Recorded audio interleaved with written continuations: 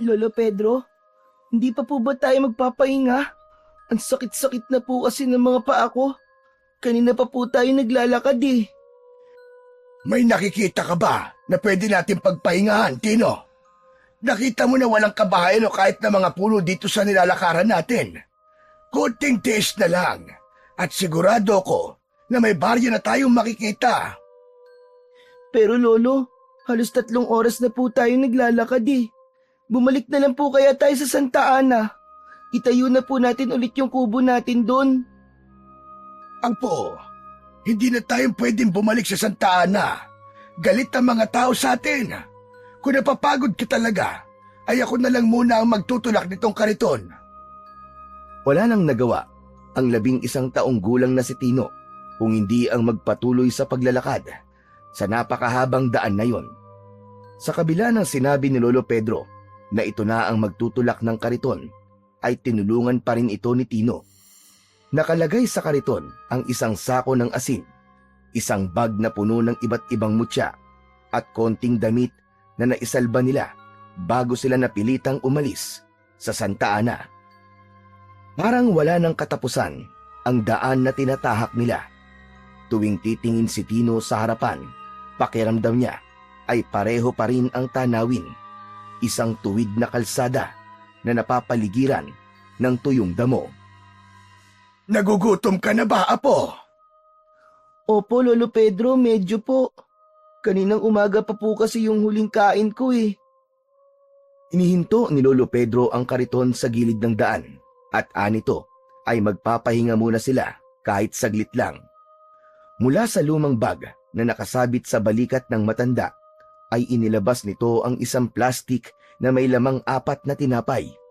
Kinuha nito ang isa at inabot kay Tino. O sige, kumain ka na muna, Apo. Pagkatapos mo ay maglalakad ulit tayo. Salamat po, Lolo. Eh kayo po, hindi po ba kayo kakain? Hindi na. 3 na lang ang tinapay na meron tayo. Kailangan nating magtipid at hindi natin alam kung kailan ulit tayo magkakaroon ng pambili ng pagkain. Pero Lolo, kagabi pa po kayo huling kumain ah. Alam ko pong gutom na rin po kayo. Sige lang, Apo. Busog pa ako. Marunong ka pa sa tiyan ko. Ikaw talagang bata ka. Lolo naman, alam ko pong hindi totoo yun. Tignan niyo nga po't namumutla na po kayo sa gutom. Napakamot ng ulo si Lolo Pedro. Hindi ito umimik, pero hindi rin ito tumingin kay Tino. Naisip ni Tino na hindi na talaga babawasan ng lolo niya ang tinapay na nasa bag nito, kaya hinati na niya sa gitna ang tinapay at inabot ang kalahati kay Lolo Tino. O sige po Lolo, hati na lang po tayo dito para parehas po tayo may laman ng tiyan. Ay nako, ang tigas talaga ng ulo mong bata ka. Sinabi nang hindi nga ako nagugutom.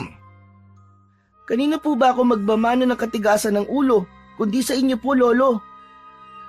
Natatawang napailing si Lolo Pedro at kinuha na nito ang kalahati ng tinapay at sinimulan yung kainin. Kahit papano ay nakampante na si Tino dahil kinain na yon ng kanyang lolo. Tumitig si Tino sa malayo matapos kagatin ang kanyang tinapay. Maya-maya pa ay tumingin siya kay Lolo Pedro na nasa malayo rin ang tingin. Nakita niya ang pagod sa mukha nito.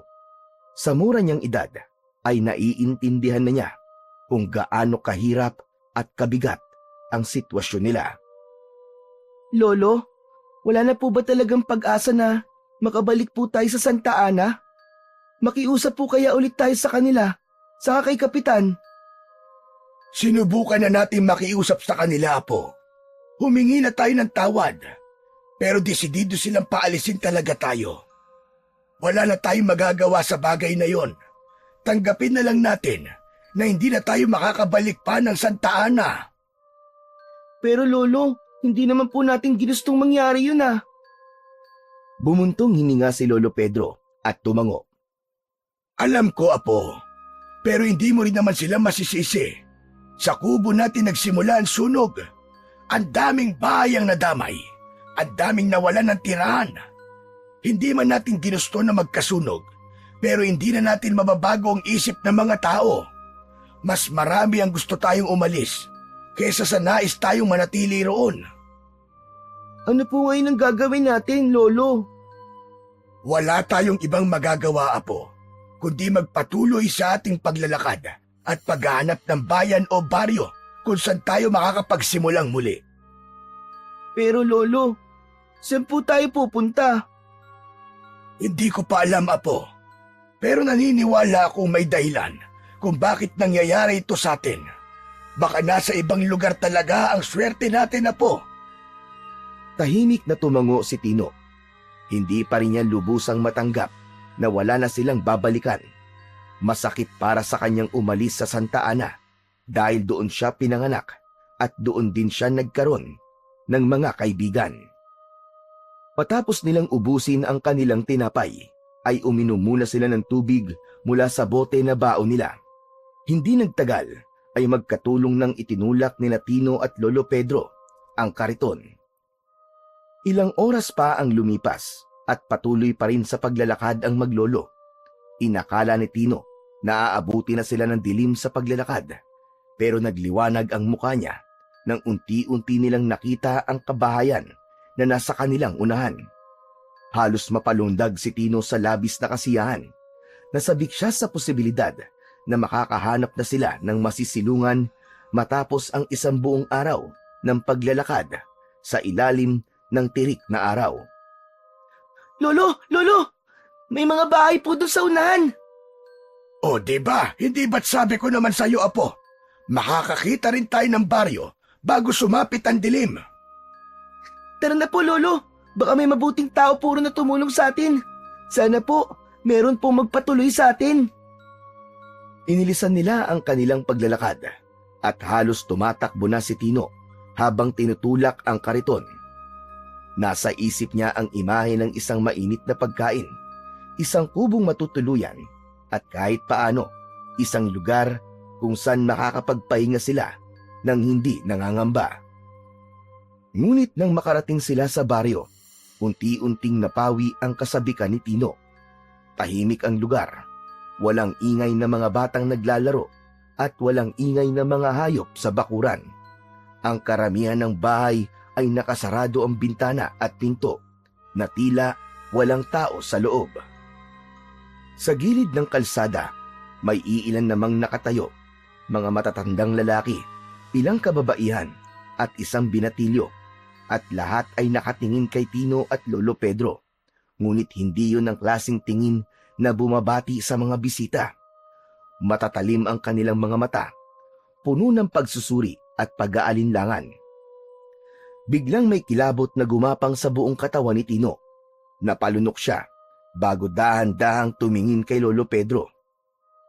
Lolo, parang ayaw po nila sa atin ah. Ang sama po ng tingin nila. Parang kakainin po nila tayo ng buhay. Huwag mo na lang silang pansinin, Apo. Huwag mo lang tignan. Maghanap na lang tayo ng masisilungan o kahit mapagpapalipasan lamang na magdamag. Tumango si Tino, ngunit hindi niya magawang iwaglit ang bigat ng mga matang nakatutok sa kanila. May kung anong hindi tama sa baryong yun. Patuloy nilang tinulak ang kanilang kariton. Ang mga gulong nito'y lumilikha ng mahihinang tunog sa lupa. Sa bawat hakbang nila, ramdam ni Tino ang malamig na pagtanggap ng lugar na yon sa kanila at ang hindi maipaliwanag na kaba sa kanyang dibdib. Nakarating sila Tino sa dulong bahagi ng baryo na yon kung saan walang kabahayan. Maraming mga puno at doon nila natagpuan ang isang lugar kung saan sila maaaring magpalipas ng gabi. Isang malaki at mayabong na puno ang napili nilang pansamantala nilang sisilungan. Maingat nilang inilagay ang kanilang kariton sa ilalim ng puno. Inayos ni Lolo Pedro ang ilang gamit, habang si Tino naman, pagod na napaupo sa damuhan. Sa wakas, makakapagpahinga na po tayo, Lolo Pedro. Kaya nga, Apo, buti na lang at nakita natin tong lugar na to bago tuluyang dumilim. Okay na rin po siguro dito muna tayo, Lolo. Saka mukhang ligtas naman po ang lugar na to eh. Mas gusto ko po rito kaysa dun po sa may mga tao na masama po ang tingin sa atin. Di ko po talaga makalimutan yung tingin nila sa atin, Lolo. Normal lang naman siguro yon. Kasi bago tayo sa mga mata nila. Pinagpag ni Tino ang alikabok sa kanyang mga binti at tumingin sa paligid. Tahimik ang lugar. Mas malamig ang hangin doon dahil sa dami ng puno. Lolo, bukas po ba maghahanap na po tayo ng matutuluyan natin? Oo, Apo. Baka may mabuting loob na tumanggap sa atin. O di kaya naman may trabaho ako maaaring pasukan. Lolo, pwede rin po nating ibenta ang asin at mutya na dala natin, gaya po ng ginagawa natin nun sa Santa Ana. Aba, magandang ideya yan, Apo. Baka may mga nangangailangan ng mutya sa baryong ito, lalong-lalo na ang asin. Pwede nating ipagpatuloy sa lugar na ito ang pagtitinda natin ng asin at ng mga mutya. Tumango si Tino, ngunit sa kabila ng kanilang mga plano ay patuloy siyang kinabahan. Mula nang dumating sila sa baryong yon, ay hindi niya maalis ang pakiramdam na may mali. Tahimik na tahimik ang paligid. Hindi yun ordinaryong katahimikan, kundi isang uri ng katahimikang tila nagbabadya ng kung anong hindi magandang mangyayari. Nang lumalim na ang gabi, ay mas lalong lumamig ang paligid. Ang malamig na simoy ng hangin ay dumadampi sa balat ni Tino. Kaya naman, mas lalo siyang napalapit sa maliit na apoy na ginawa ni Lolo Pedro kanina. Kumuha si Lolo Pedro kanina ng mga tuyong dahon at sanga at ang mga yon ang ginamit nito para makagawa ng apoy. Nagsilbi na rin yung liwanag sa napakadilim nilang paligid. Tinignan ni Tino ang apoy na sumasayaw sa hangin habang nakayakap siya sa kanyang tuhod. Lolo, alam niyo po, meron po akong pangarap sa buhay. Aba, ano naman yung pangarap mo, Apo? Sabihin mo nga at nang malaman ko. Gusto ko po magkaroon ng sariling bahay balang araw, yung hindi na po madaling masunog. Tapos, gusto ko po maging doktor kasi malaki po ang sahod nun, di ba? Pero alam ko po, hanggang pangarap na lang po ang lahat ng yon. Kasi wala naman po tayong pera para makapag-aral ako eh. Nako, Tino, huwag kang magsasalita ng ganyan. Basta masipag at masikap ka sa buhay, darating at darating ang araw. Matutupad mo rin ang mga pangarap mo. Huwag mong hayaang limitahan ka ng sitwasyon natin ngayon. Napabuntong hininga si Tino at tapos ay tumingin siya sa kanyang lolo. Lolo, nagsisisi po ba kayo na ako po ang naging apo nyo? Eh kasi po, kung hindi ko po sana nakalimutang patayin yung kandila bago tayo matulog, ay hindi po masusunog ang kubo natin. Eh di sana po, naroon pa rin po tayo hanggang ngayon dun po sa Santa Ana. Ikaw? Pagsisisihan ko? Aba, Tino, kung may isang bagay akong ipinagpapasalamat sa buhay ko, ay ikaw yon. Eh, ikaw ba? Nagsisisi ka ba na ako naging lolo mo? Lolo, kahit po mamatay ako at mabuhay po ulit, kayo pa rin po ang pipiliin ko maging lolo. Kasi po, mula nang mawala si na mama at papa, kayo na po naging magulang ko. Napangiti si Lolo Pedro pero may lungkot sa mga mata nito. Sandali itong hindi nakapagsalita at maya-maya pa ay tinapik siya sa likod. O sige na, sige na. Kung inaantok ka na, matulog ka na. Tama na muna itong kwentuhan natin at baka magkaiyakan pa tayong dalawa. Napangiti si Tino tapos ay tumango. Humiga siya sa kumot na inilatag nila sa damuhan at ipinikit na ang mga mata. Ngunit habang nakahiga siya, ay hindi niya maiwasang maisip na talagang may kung anong mali sa paligid, na parang may mga matang nakamasid sa kanila sa dilim. Hindi nagtagal ay tuluyan nang nakatulog si Tino dahil sa labis na pagod sa maghapong paglalakad. Inakala niyang makakatulog na siya na mahimbing, ngunit nang humiga si Lolo Pedro sa tabi niya, ay naalimpungatan siya. Otomatiko siyang napabangon sa paligid. Napalunok si Tino habang pinakikiramdaman ang paligid. Napansin niyang kahit ang ihip ng hangin ay tila humina. Wala siyang marinig na ingay ng kuliglig o huni ng ibong panggabi. Hindi nagtagal ay may narinig siyang kaluskos.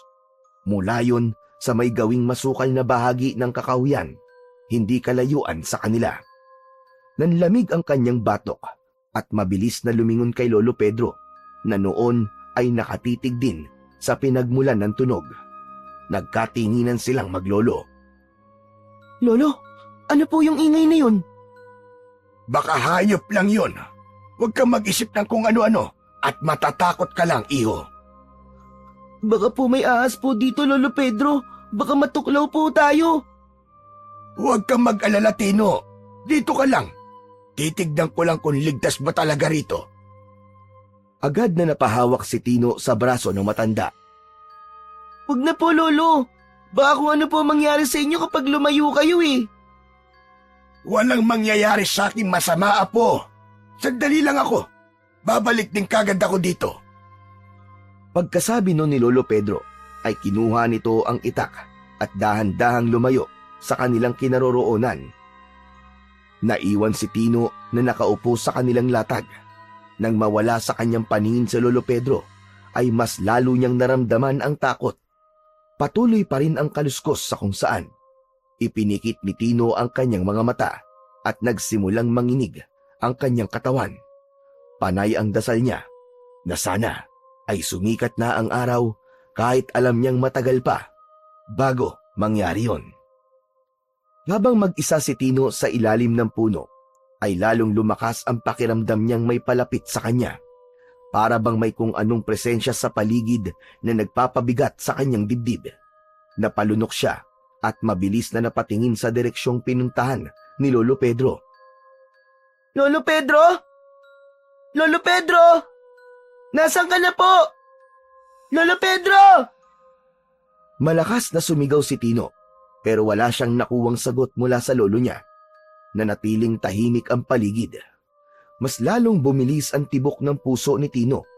Hindi maaaring hindi siya narinig ni Lolo Pedro. Bigla siyang nagkaroon ng hinala na baka may masamang nangyari na sa kanyang lolo. Hindi na siya nagdalawang isip.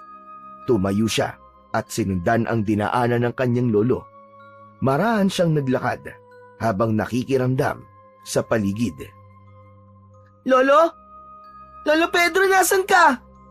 Ayos ka lang ba, Lolo? Patuloy na naglakad si Tino hanggang sa marating niya ang mas masukal na bahagi ng kakahuyan. Bigla siyang napatigil nang makarinig siya ng isang tunog na parang yabag ng isang taong papalapit. Hanggang sa bigla na lang may sumulpot sa harapan niya. Isang matangkad na lalaki na may malaking katawan. Meron yung makapal na bigote at balbas. Magulo ang buhok na parang hindi nagsuklay ng matagal. May hawak itong itak at matalim ang mga mata nito.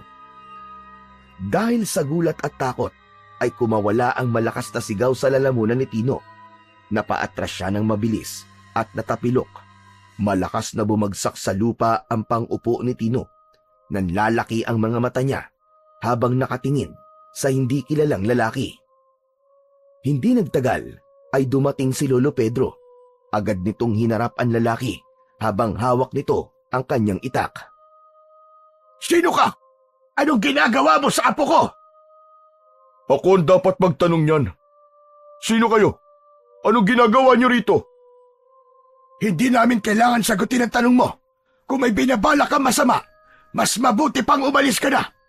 Kahit matanda na ako, ay kayang-kaya kitang labanan. Hindi ka sasantuin ng itak ko, damuho ka. Subukan mo lang. Ngumisi ang lalaki at kita sa mukha nito ang tila pagsusuri sa kanila. Ngayon ko lang nakita ang mukha niyo rito sa baryo Kalayo. Mukhang dayo kayo. Wala pa kayong alam tungkol sa lugar na ito at hindi kayo dapat nasa labas sa ganitong oras. Unti-unting tumayo si Tino. Lumapit siya kay Lolo Pedro habang nakatitig siya sa lalaki. Sa kabila ng brusko at nakakatakot nitong itsura, ay may kung anong nagsasabi sa kanya na hindi ito masamang tao. Habang nakatitig pa rin sina Tino at Lolo Pedro sa matangkad na lalaki, ay biglang pumailan lang sa paligid ang malalakas na pag-angil mula sa kung saan. Malalim, mabangis, at hindi pangkaraniwan ang angin na yon. Napapitlag si Tino at mabilis na lumingon sa paligid. Hinawakan niya ang braso ng kanyang lolo habang ramdam niya ang panginginig ng kanyang sariling katawan. Lolo? Lolo, narinig niyo ba yun? Ano po yun? Baka kung anong hayop lang yon, Tino. Nagkakamali kayo. Hindi hayop yon. Kung mananatili kayo rito, baka bukas ng umaga ay matagpuan na lang kayo na malamig ng bangkay.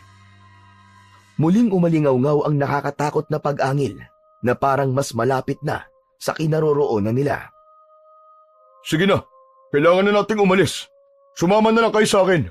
Doon muna kayo sa bahay ko magpalipas ng gabi. Bakit naman kami sasama sa'yo na hindi ka nga namin kilala? Kung gusto niyo pang mabuhay, sumama kayo sa akin. Pero kung gusto niyo mamatay, wala na ako magagawa pa. Sa bagay, ano nga bang pakialam ko sa inyong dalawa? Gayong hindi ko naman kayo kilala. Muling umalingaw-ngaw ang malalakas na pag-angil sa dilim. Napapikit si Tino at mahigpit na hinawakan ang braso ni Lolo Pedro. Lolo, sumama na po tayo sa kanya. Natatakot na po talaga ako dito eh. Baka po kung ano pa ang mangyari sa atin dito, Lolo.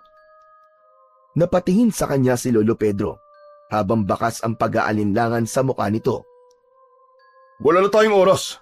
Kung ayaw niyo sumama, bahala na kayo sa buhay niyo. Sasama na kami. Pero may mga gamit kami sa kariton at hindi namin pwedeng iwanan yon. Mabilis na lumingon ang lalaki sa paligid na parang inaalam muna nito kung palapit na ba sa kanila ang nilalang na pinanggagalingan ng pag-angil. Sige, pero bilisan niyo lang at hindi na talaga ligtas sa lugar na ito. Walang sinayang na sandali sina Tino at Lolo Pedro. Nagmamadali silang tumakbo pabalik sa kanilang kariton. Pagkarating doon ay agad nilang ibinalik sa kariton ang mga gamit nila. Nang matapos sila ay lumapit sa kanila ang lalaki at ito na mismo ang nagtulak ng kariton. Nang magsimulang tumakbo ang lalaki ay sumunod dito sina Tino at Lolo Pedro. Patuloy pa rin ang mga pag-angil sa hindi kalayuan. Kaya naman, pakiramdam ni Tino ay para siyang pinipiga ng takot. Ngunit pilit niyang kinakalma ang kanyang sarili. Sinabi niya sa sarili na hanggat kasama niya ang kanyang Lolo Pedro ay hindi siya maaaring panghinaan ng loob. Pakalipas ang ilang minuto, dumating sila sa isang malawak na bakuran. Sa gitna nun ay may isang kubo na may katamtamang laki. Sa kabila ng dilim ay nakita pa rin ni Tino na maayos naman ang pagkakagawa ng bahay. Bagamat lumang kahoy ang ginamit doon, ay mukhang matibay pa rin ang kubo. Agad na itinulak ng lalaki ang kariton sa gilid ng bahay. Kasunod nun ay binuksan nito ang pinto at tinignan sina Tino at Lolo Pedro. Pumasok na kayo! Bilisan niyo! Nagkatinginan pa sina Tino at Lolo Pedro bago tuluyang pumasok sa bahay ng lalaki. Pagpasok nila, agad na isinara ng lalaki ang pinto.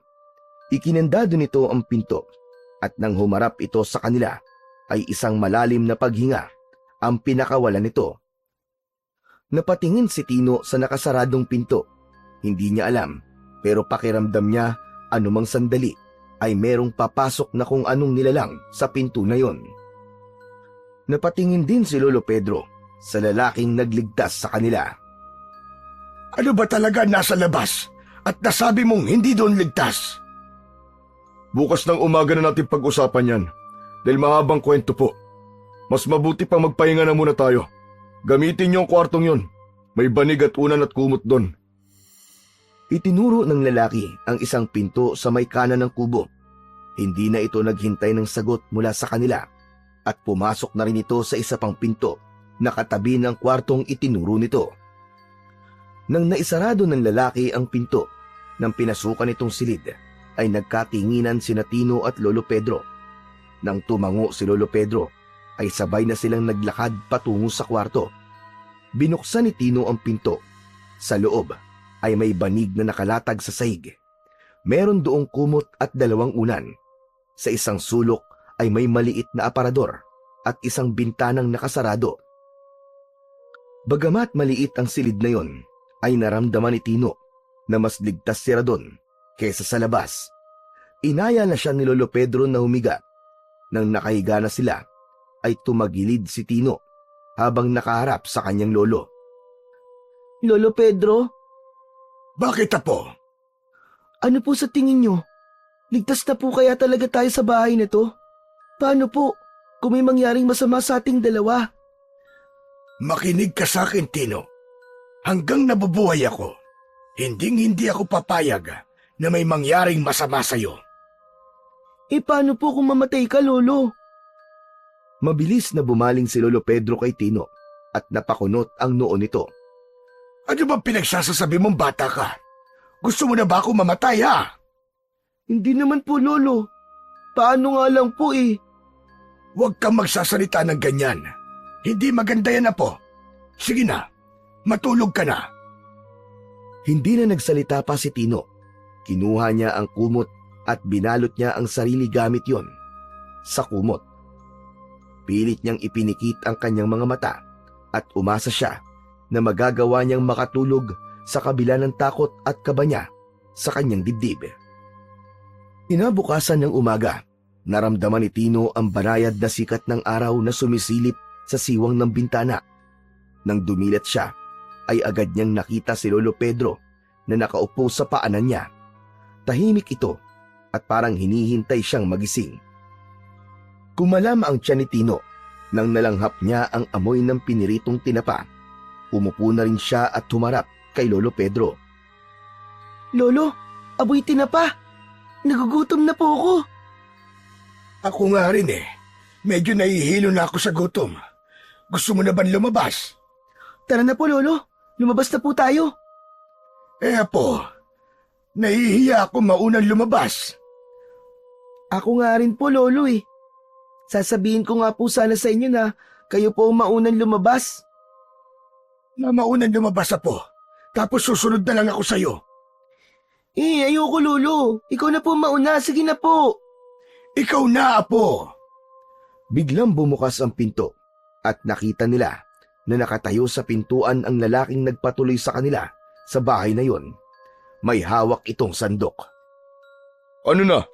Magsasayang pa ba kayo ng oras sa pagtuturoan kung sino ang unang lalabas sa inyong dalawa? Naghanda na ako ng almusal. Kumain na tayo. Sabay na napaubo sina Lolo Pedro at Tino. Sige. Susunod na kami. Salamat. Tumalikod na ang lalaki at bumalik sa kusina. Pinanlakihan ni Lolo Pedro ng mata si Tino at pigil na tumawa si Tino. Matapos yun ay lumabas na sila ng kwarto at dumulog na sila sa hapagkainan kung saan naroon na ang lalaki. Nasa harap nila ang mainit na kanin, pritong itlog, tinapa at umuusok na kape na nasa tasa. Kumakalam ang sikmura ni Tino kaya agad siyang kumuha ng pagkain. Mang, maraming salamat pala sa pagpapatuloy mo sa amin ng apo ko dito sa bahay mo. Pasensya ka na rin kung napag-isipan ka namin ng hindi maganda kagabi. Walang anuman po yun. Teka, ano nga po palang pangalan nyo? Pedro ang pangalan ko. Pwede mo kong tawaging Lolo Pedro. At ito naman ang apo ko na si Tino. Kinagagal ako po kayo makilala. Ako naman po si Arsenio. Teka lang, oo nga pala. Bakit nasa labas po kayo kagabi ng ganong oras? At saan kayo galing?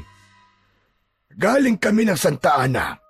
Pinaalis kami ron ng mga tao matapos masunog ang kubo namin at madamay ang ibang mga bahay. Kaya kami sinisi. Kaya naman napilitan kaming umalis at maghanap ng bagong matitiran hanggang sa napadpad kami rito sa baryo nyo. Sa dami ba naman ang pwedeng puntahan? Bakit dito pa sa baryo kalayo? Ano pong ibig niyo sabihin, Kuya Arsenio? Ibinaling ni Arsenio ang tingin sa kawalan na parang nagdadalawang isip ito kung sasagutin ito ang tanong ng bata. Alam nyo kasi, ang baryo kalayo ay isinumpa ng isa matandang mangkukulam na aswang na nagngangalang Amparo. Kung sino man ang pumasok sa baryong ito, dayo man o taga rito, ay hindi na maaaring lumabas pa. Kapag umalis sila ay mamamatay sila. At hindi lang yun, bahagi rin ng sumpa ni Amparo na ang ibang tao rito ay magiging aswang. Hindi ko alam kung ilan na naging aswang dito. Pero nagsimula ng sumpang yun ni Amparo. Dahil tuwing gabi ay maraming aswang ang gumagala rito. Nun, aalis na lang pala kami ng apo ko at maghahanap na ng ibang lugar na matitiran. Napailing si Arsenio at matalim na tumingin kay Lolo Pedro. Hindi ba kayo nakakaintindi?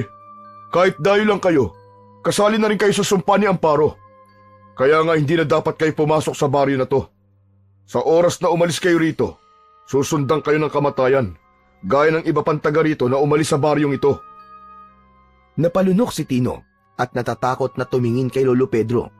Nanginginig ang kanyang kamay habang mahigpit na hinawakan ang braso ng kanyang lolo. Hindi niya maintindihan kung panaginip lang ba ang lahat ng ito o totoong nakulong na sila sa isang baryo na hindi sila makakalabas dahil mamamatay sila. Lolo, anong gagawin natin? Huwag kang magpapadala sa mga ganyang pananakot, Tino. Hindi ako naniniwala na may ganong uri ng sumpa na kayang gawin ng isang mangkukulam. Walang sino mang nilalang ang may kapangyarihang pigilan ng tao sa pag-alis sa isang lugar. Napangisi si Arsenio habang mabagal na umiiling. Kung ayaw niyong maniwala, bakit hindi niyo subukang umalis? Pero kapag may nangyari masama sa inyo, huwag niyong sasabihin na hindi ko kayo pinaalalahanan. Sa bagay, hindi niyo na rin naman yun masasabi kasi patay na kayo. Isang mahabang katahimikan ang bumalot sa kanilang tatlo. Pagkalipas ng ilang sandali, ay muling nagsalita si Lolo Pedro. Kung totoo man ang sumpang yan, bakit naman isinumpa ni Amparo ang baryo Kalayo? Gaano ba kalaki ang galit niya sa baryong ito para isumpa niya ng ganito katindi? Noon kasi, hindi ganito ang baryo Kalayo. Payapa ang buhay ng mga tao rito, hanggang sa nagsimula ang sunod-sunod na pag-atake ng mga aswang. Nung una, walang nakakaalam kung sino ang aswang dito. Pero kalaunan, natuklasan ng mga tao na si Amparo at ang kanyang anak na lalaki ang mga aswang. Sa galit at takot ng mga tao, sinunog nila ang kubo ng mag-ina. Namatay ang anak ni Amparo. Natupok ito sa apoy, habang si Amparo naman ay nakatakas. Isang gabi, bumalik si Amparo dito sa baryo Kalayo, at sa harap ng lahat ng tao ay dun niya isinigaw ang kanyang sumpa. Sinugatan niya pa nga ang sarili niyang pulso at ipinatak ang dugo niya sa lupa ng baryo upang tanda ng katuparan ng kanyang sumpa. Nanlaki ang mga mata ni Tino sa sinabi ni Arsenio. Nagtataasan ang balahibo niya sa braso at labis ang panlalamig ng buo niyang katawan.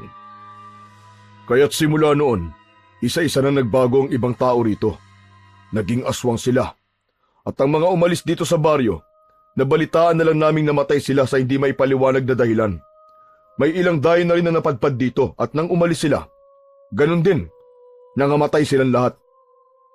Napakuyom ang mga kamao ni Tino. Unti-unti niyang naramdaman ang bigat ng sitwasyong kinasadlakan nila ng kanyang lolo Pedro. Kung ganyan pala, Lolo, hindi na tayo makakaalis dito kahit kailan. Hindi natin dapat basta tanggapin ito, Tino. Lahat ng sumpa ay may paraan upang mabali. Arsenio, wala bang alam na pangontra sa sumpa ni Amparo ang mga tao rito? May paraan ba upang mawala ang sumpa ni Amparo? Meron, Lolo Pedro. Pero hindi yun madaling gawin. Anong paraan po yun, Kuya Arsenio? Kailangan patayin si Amparo. Pero mahirap gawin yun dahil magaling siyang magtago. Hanggang ngayon, hindi namin siya mahagilap. Pero may hinala kami na baka nasa gubat lang siya. Nagtatago siya ron habang masayang pinapanood ang nangyayari dito sa baryo Kalayo. Kaya ako nasa labas kagabi ay hinahanap ko siya. Kailangan ko mapatay si Amparo bago pa tuluyang maging aswang ang lahat ng tao dito sa baryo Kalayo. Dahil kapag nasaan yung aswang na mga tao rito, ay nagagawa silang kontrolin ni Amparo. Lalong lumakas ang kabog ng dibdib ni Tino. Parang gusto niyang takpan ang kanyang mga tenga at magkunwaring hindi niya narinig ang lahat ng yun. Habang si Lolo Pedro naman ay hindi agad nakasagot. Makalipas ang ilang sandali, ay tumikhim si Lolo Pedro. Kung ganon, tutulong ako sa pagtugis mo kay Amparo. Kailangan matapos na ang sumpang ito sa Baryo Kalayo. Pero may kapalit ang tulong ko. Ano yun, Lolo? Hayaan mo kaming makituloy muna sa bahay mo. Wala kasi kaming matutuluyan ni Tino rito. Kailangan namin ng masisilungan. Walang problema kung dito kayo tutuloy sa bahay ko. Lalo na't mag-isa lang naman ako rito. Basta't masipag lang kayo magtanim, may makakain kayo. Hindi ko kayo bubuhay ng libre. Pero sa sinabi mo na tutulong ka sa pagtugis kay Amaro, duda ako sa bagay na yon. Matanda na po kayo, Lolo. Hindi biro makipaglaban sa aswang. Napatingin si Tino kay Lolo Pedro. Alam niyang may katotohanan ang sinabi ni Arsenio. Hindi na bata ang kanyang lolo at hindi na rin kasing lakas ng dati. Aba, minamaliit mo ba ako, Arsenio? Porkit matanda na ako, iniisip mo na hindi ko na kaya. Oo, inaamin ko na mahina na nga ang katawan ko. Pero hindi mo alam, may alam ako sa mga paggamit ng mutya. Ang tatay ko ay isang manunugis ng mga aswang noon. Bata pa lang ako, natuto na akong lumaban sa kanila. Hindi mo ko dapat minamaliit, Arsenio. Nagpalitan ng tingin sina Arsenio at Lolo Pedro. Tila sinusukat ni Arsenio kung nagsasabi nga ng totoo ang matanda. May dala po kami mga mutya. Binibenta po namin ang mga yon para maaari ring gamitin sa pakikipaglaban. May dala rin po kaming maraming asin na mabisang pantaboy sa mga aswang, Kuya Arsenio. Sige, kung gusto niyong tumulong, Lolo Pedro, hahayaan kita. Natahimik si Tino. Sa pagkakataon na yon, ay bigla niyang naisip ang panganib na susuungin ni Lolo Pedro. Alam niyang wala na siyang magagawa para pigilan pa ang kanyang lolo. Ngunit kung siya lang ang masusunod, ayaw na niyang makipaglaban pa ito sa mga aswang. Naisip niya na kung sakaling may mangyaring masama rito, ay hinding-hindi niya yon kakayanin. Matapos mag-almusal, ay niligpit na ni Arsenio ang pinagkainan nila at hinugasan ito yon sa batalan. Tumayo naman si Lolo Pedro at lumabas ng kubo. Agad itong sinundan ni Tino at nakita niya ang lolo niya sa tabi ng kariton habang hawak ang bag kung saan nakalagay ang mga mutyang ibinibenta nila. Nilapitan ni Tino ang kanyang lolo at kinausap. Lolo, sigurado na po ba kayo natutulong po kayo sa paghahanap at pagpatay kay Amparo? Wala na tayong ibang pagpipilian, Apo. Kailangan kong gawin ang bagay na yon para makaalis tayo rito. Pero hindi lang po si Amparo ang posibleng makalaban nyo, Lolo.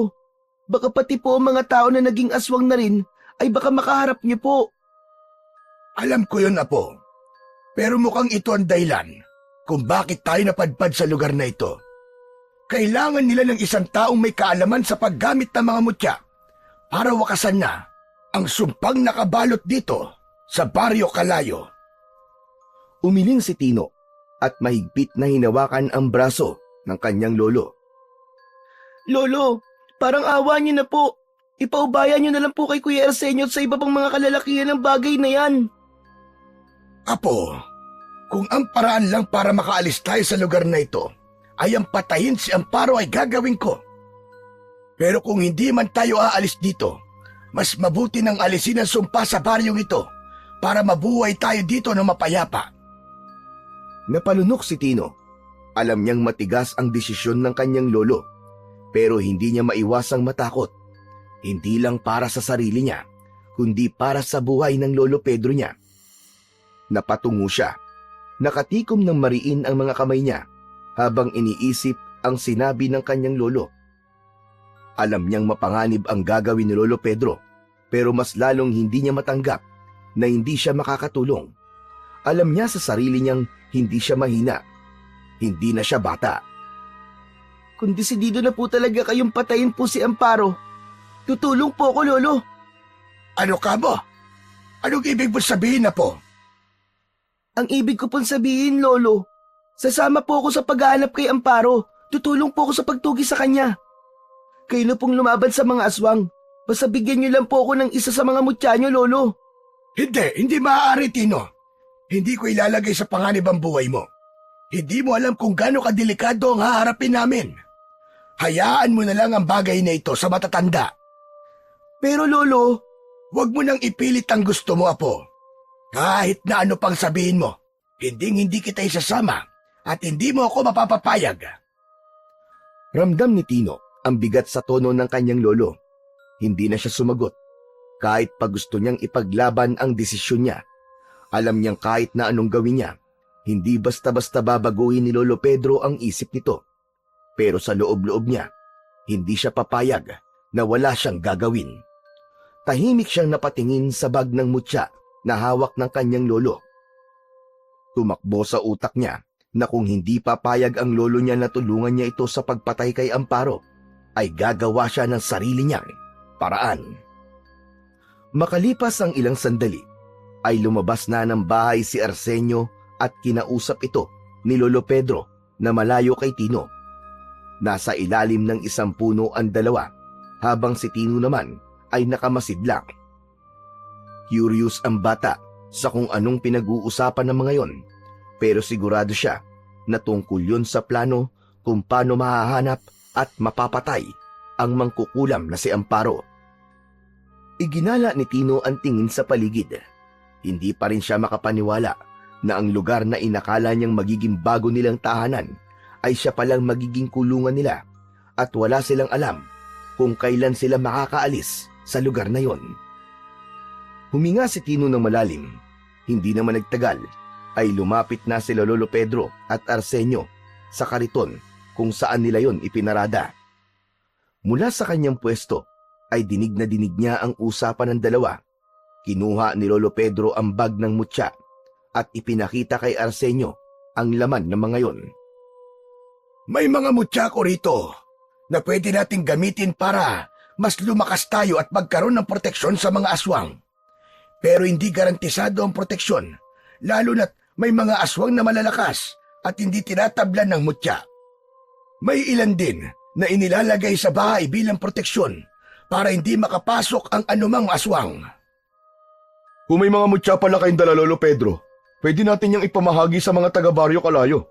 Kahit yung pamproteksyon lang sa bahay nila, para hindi sila mapasok ng mga aswang sa gabi. May mga aswang kasi rito na pumapasok sa bahay ng mga tao na hindi pa nagiging aswang. Magandang ideya mong yan, Arsenio. Hindi man nila kayang lumaban, kahit paano naman ay may proteksyon sila sa mga aswang. Etong mga mutya ng bawang ang ipamimigay natin sa kanila. Kapag isinabit ito sa pintuan, hindi makakalapit ang aswang sa bahay na yon. At itong mutya ng bulalakaw ay pwede nating gamitin sa pakikipaglaban sa aswang. Nagbibigay ito ng kakaibang lakas sa kung sino man na magmamay-ari nito. Bigyan mo lang ako ng oras na dasalan at orasyonan ang ilan sa mga ito upang mas maging epektibo. Habang nakikinig si Tino sa usapan ng dalawa, ay may kung anong nag-uudyok pa rin sa loob niya na kailangan ay may gawin siya. Kaya hindi na siya nakatiis at tuluyan na siyang lumapit kina Lolo Pedro. Lolo Pedro, baka po may maitutulong po ko. Hindi po ba tinuruan niyo po ko noon na mag-orasyon sa mga mutya? Naisip ko rin po na pwede nating ipamahagi ang mga asin sa mga tao. Tutal, marami naman po ang dala natin eh. Aba, tama ka, Tino. Sa totoo lang po, halos wala na pong asin sa baryo Kalayo dahil hindi na kami nakakalabas ng lugar na ito. Kung ano na lang ang meron dito, ayun na lamang ang ginagamit namin. Lolo Pedro, matalino po ang apo nyo. Sa tingin ko meron po siya maitutulong sa atin kahit papano. Alam kong matalino ang apo ko, Arsenio. Pero hindi ko naman hahayaan na makisali siya sa ganitong bagay dahil masyado pa siyang bata. Pero hindi ba, Lolo Pedro? Dapat ay tinuturuan mo na siyang lumaban habang bata pa siya. Tinuturuan ko siya, pero hindi pa ito ang tamang oras para gamitin niyang itinuturo ko sa kanya. May tamang panahon para sa lahat ng bagay.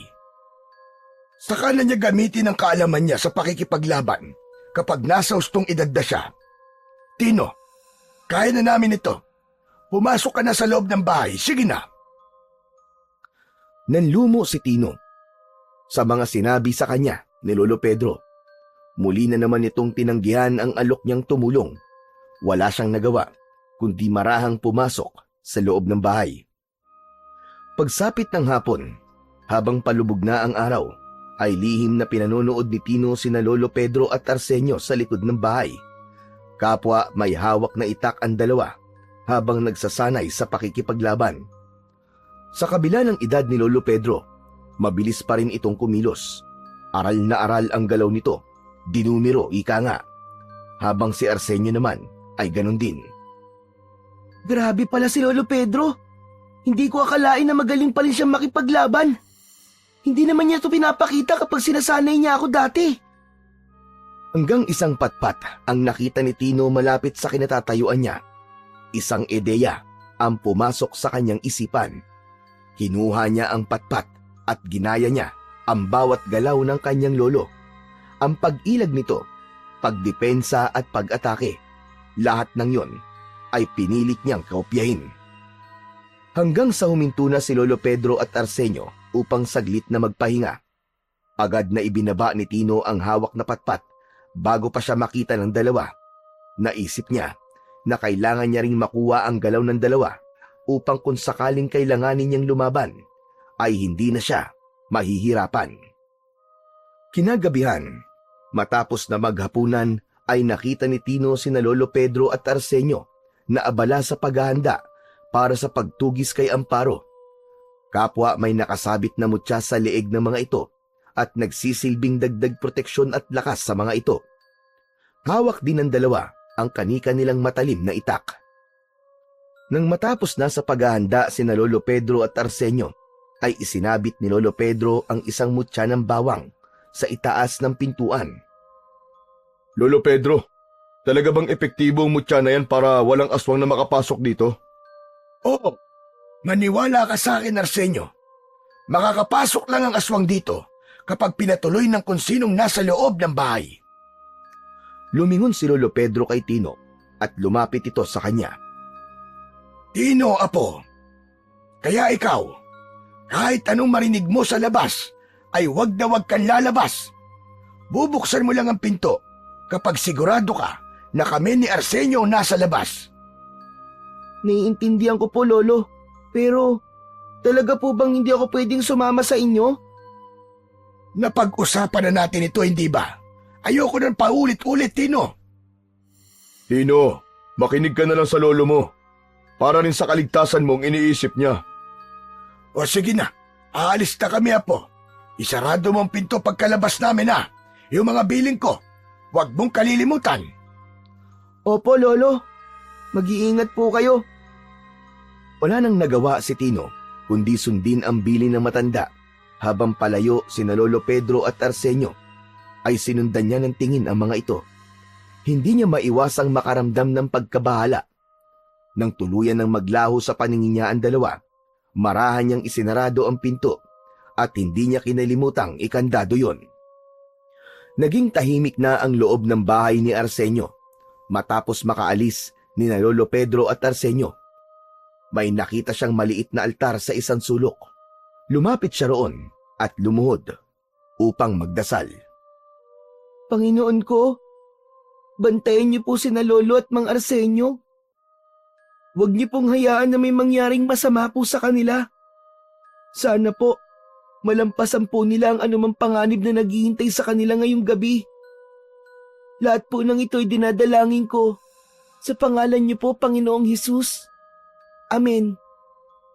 Matapos ang taimtim na panalangin, ay huminga ng malalim si Tino. Hindi pa rin siya mapakali. Tumayo siya at naglakad-lakad sa loob ng bahay. Paulit-ulit niyang tinitignan ang pinto at umaasa siya. Nakakatok na ron ang dalawa. Pumasok sa isip ni Tino na lumabas at sundan sina Lolo Pedro. Pero sumagi rin sa isip niya ang galit na muka ni Lolo Pedro kung sakaling suway niya ang pinag-uutos nito. Kaya inalis na lamang niya sa utak niya ang planong yon. Lumipas ang halos isang oras ng paghihintay. Naramdaman ni Tino ang pagod sa kanyang katawan sa paglalakad niya ng pabalik-balik. Unti-unti na rin siyang inantok, kaya nagtungo na siya sa kwarto nila ng kanyang lolo. Humiga siya sa nakalatag na banig at pilit nilabanan ang antok, pero hindi niya na napigilan ang pagpikit ng kanyang mga mata. Ilang saglit pa, tuluyan na siyang nilamon ng antok. Lumipas pa ang ilang oras at ang mahimbing na pagtulog ni Tino ay nagambala nang makarinig siya ng marahang pagkatok sa pinto. Namilog ang kanyang mata at agad siyang napabalikwas ng bangon. Lumabas siya ng kwarto at napahinto siya nang makita ang isang sako ng asin sa isang sulok. Nilapitan niya yon at kumuha siya ng isang dakot ng asin at itinago ang kamay niya sa likuran. Lumapit si Tino sa pinto at idinikit niya ang tenga roon. Sinong tao dyan? Ako to, Tino. Si Arsenio. Nang marinig ang boses ni Arsenio, ay bahagyang napawi ang kaba ni Tino. Agad niyang binuksan ang pinto, ngunit napakunot ang noo niya nang malaman na mag-isa lang si Arsenio. Kuya, nasan si Lolo Pedro? Bakit hindi mo siya kasama? May masama bang nangyari sa lolo ko? Ano ka ba? Walang masamang nangyari sa kanya. Nasa gubat pa siya, pero pauwi na rin siya. Tinignan ni Tino si Arsenio mula ulo hanggang paa. May kung anong bumabagabag sa kanya, pero hindi niya matukoy kung ano yon. Hindi mo ba ako papapasukin? Bakit mo pa kailangan humingi ng permiso? Ikaw po ang may-ari ng bahay, di ba? Sabihin mo na lang na pumasok ako. Hindi yung kung ano-ano pa ang sinasabi mo. Nanatili si Tino sa kinatatayuan niya. Doon niya napansin ang kakaiba kay Arsenio. Hindi ito nakatingin ng diretso sa kanya na parang may itinatago ito. Doon na niya napagtanto na merong mali kay Arsenio. Hanggang sa napatingin si Tino sa hindi kalayuan nang makita niyang may dalawang figura na papalapit ng mabilis sa bahay ni Arsenio. Hindi nagtagal ay nalaman niya na sina Lolo Pedro at Arsenio yon. Muli siyang napatingin sa Arsenio na nasa kanyang harapan. Nanlilisik ang mga mata nito, kaya labis siyang kinilabutan. Tino! Huwag mong papapasukin yan! Aswang yan! Nanlaki ang mga mata ni Tino. Mabilis siyang kumilos at isinaboy niya ang asin sa Arsenio na nasa labas ng pintuan. Isang kalunos-lunos na pagsigaw ang pinakawalan nito. Nakita ni Tino kung paano nalapnos ang balat nito dahil sa asin. Napaatras ang peking Arsenio. Naglakad ito palayo habang hawak ang mukha nitong unti-unting nagbabago. Ang anyo nito ay mabilis na nagbago at naging isang matandang babae na may kulubot na balat, malalaking mga mata at mga ngipin na nabubulok na. Naging mabilis ang pagkilos ni Arsenio at humakbang ito palapit sa matandang babae na akala mo ay isang mabangis na hayop. Nakabuka ang mga kamay nito na tila anumang sandali ay handang manakmal. Sa wakas, nagpakita ka rin, Amparo. Ang tagal na kitang hinahanap. Alam mo ba yun? Dito ka pa pala sa mismong bahay ko magpapakita. Lagi naman akong nasa paligid, Arsenio. Masayang panoorin kung paano unti-unting natutupad ang sumpang iniwan ko sa baryong ito. At nararamdaman kong malapit ng tuluyang kumalat ang aking sumpa.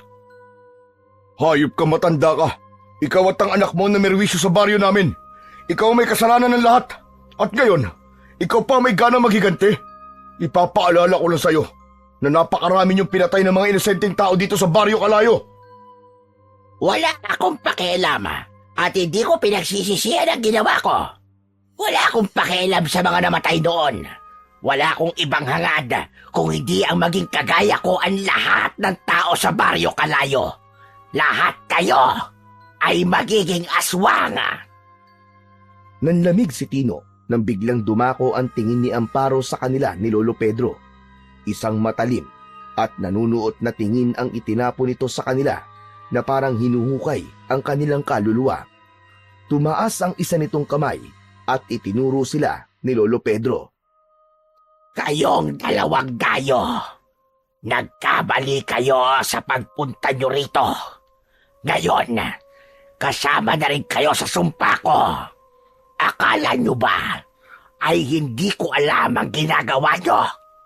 Kung hindi kayo titigil sa pagpigil sa aking sumpa, ay mapapadali ang inyong buhay.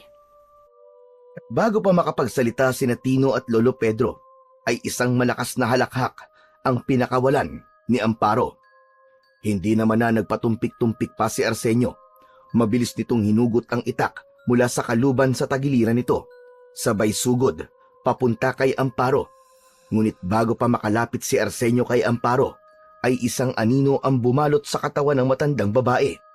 Sa isang iglap, ay naging isang itim na pusa si Amparo. Kumikislap sa dilim ang mga mata ng pusa. Mabilis yun tumakbo, papunta sa likod ng bahay ni Arsenio. Agad namang hinabol ni Arsenio ang pusang itim. Sinundan nito yon kung saan nagtungo ang pusa upang hulihin.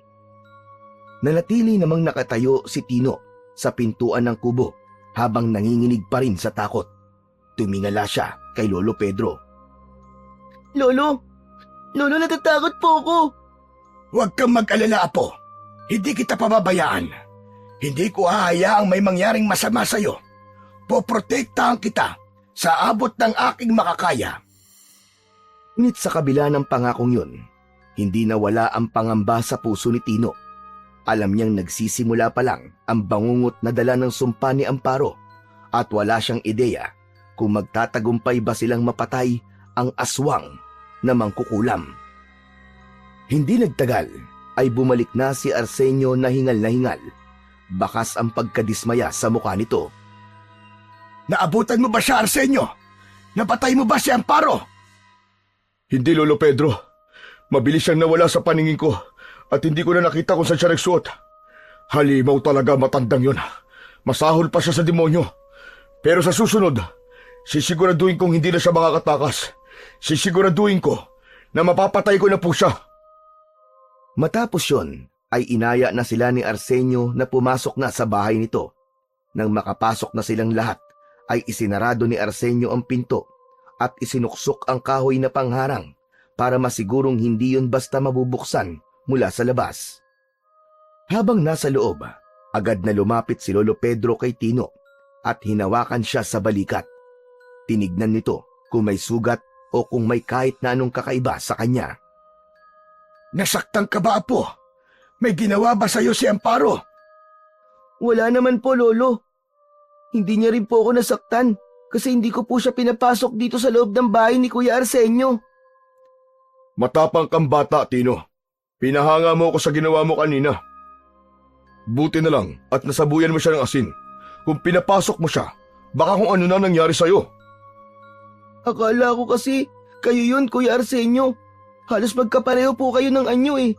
Muntik ko na po siyang papasukin.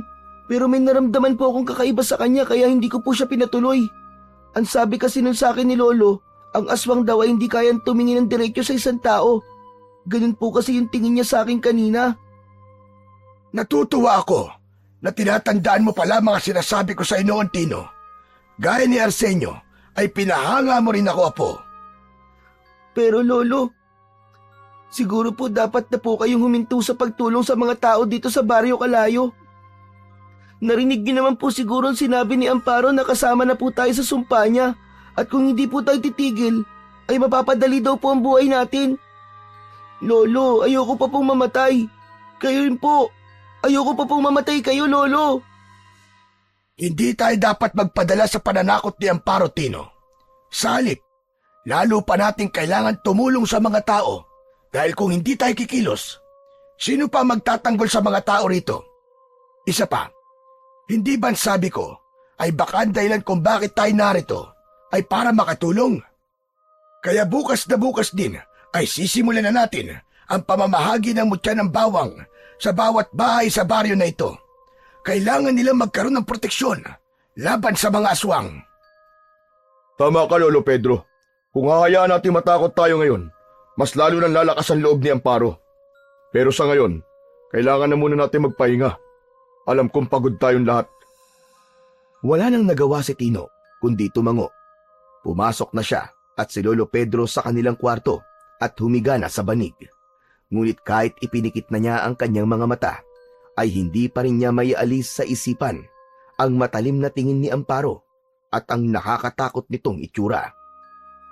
Pagsapit ng umaga, dumulog na sa hapagkainan sina Tino, Lolo Pedro at Arsenio. Nakahain doon ang nilagang kamote at mainit na kape. Kagabi, bago matulog, ay nais nang malaman ni Tino kung anong nangyari sa pagpunta ni Lolo Pedro at Arsenio sa gubat. Ngunit inisip niyang pagod ang lolo niya, kaya hindi na siya nagtanong pa. Lolo, oo nga pala. Ano po palang nangyari nung lumabas po kayo kagabi ni Kuya Arsenio nung pumunta po kayo sa gubat? Yun na nga. Nagpunta kami sa gubat. Hinanap namin doon si Amparo, pero hindi namin talaga siya nakita. Totoo nga sinabi ni Arsenio na mailap ang matandang mangkukulam na yon. Kaya nagulat kami nang maabutan namin siya dito sa bahay. Pero nung nasa gubat kami, ay may nakita kaming mga aswang na gumagala.